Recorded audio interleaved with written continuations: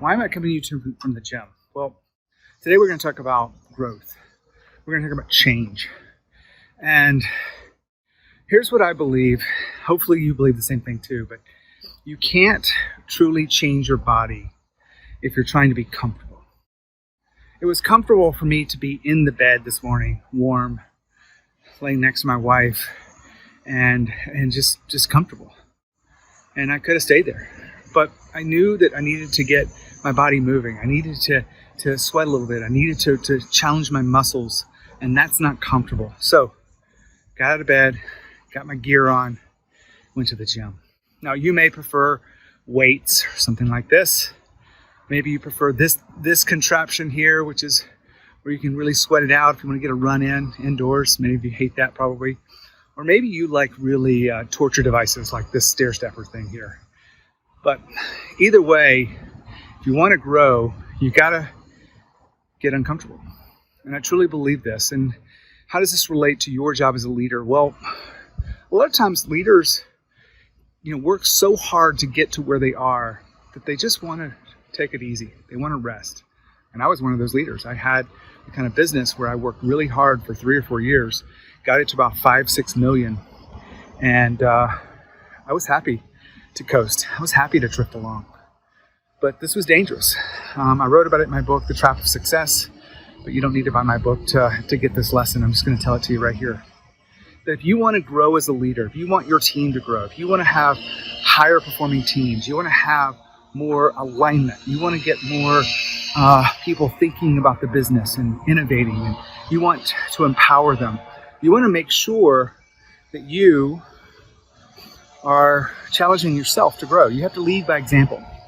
And one of the best examples I can give you is a story that I had one of the Inc. 5000 founders come into one of my events, small little intimate leadership event, and we really wanted to find out what was keeping you as a leader from evolving and identify it and move forward.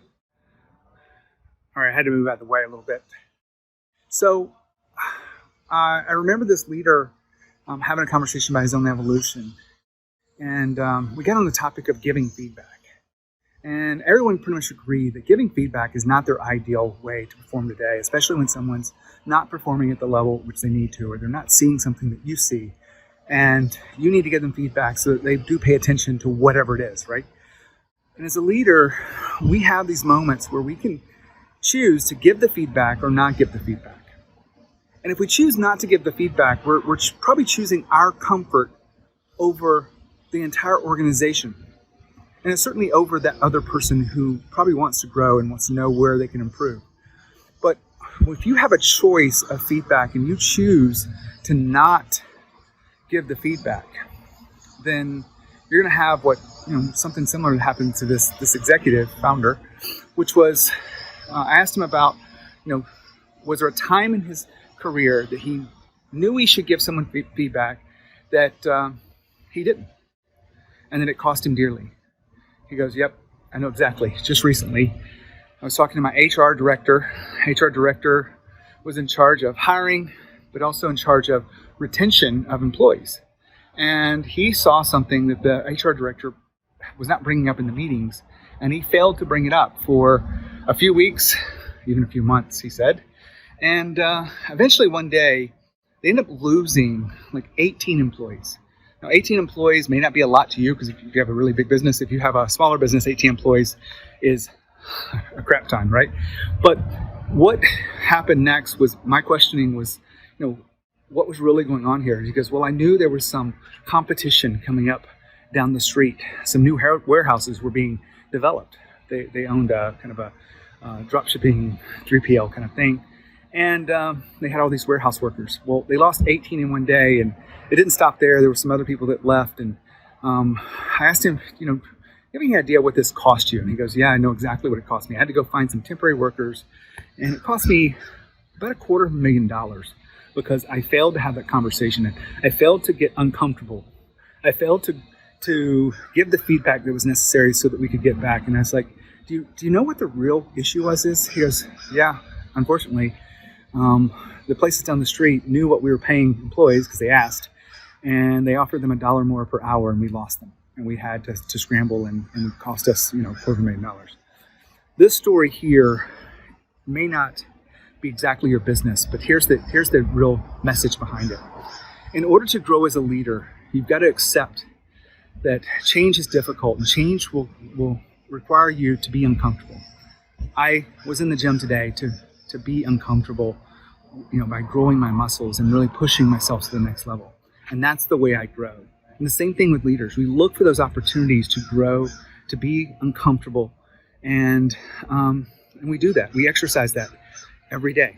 We don't sit back and wait for things to change or hopefully get better. We're very intentional about it.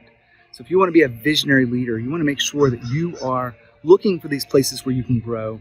You can looking for places where you can really go beyond where you are as a leader right now.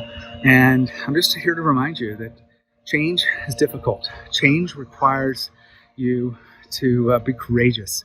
And that I share this message with you because this leader, founder, client, had to learn it the hard way, $250,000. And, wrapping that up, I said, what did you learn from all this? He goes, well, you putting a spotlight on today led me to believe that anytime I see this, I'm going to have that conversation. I'm not going to push it to the side.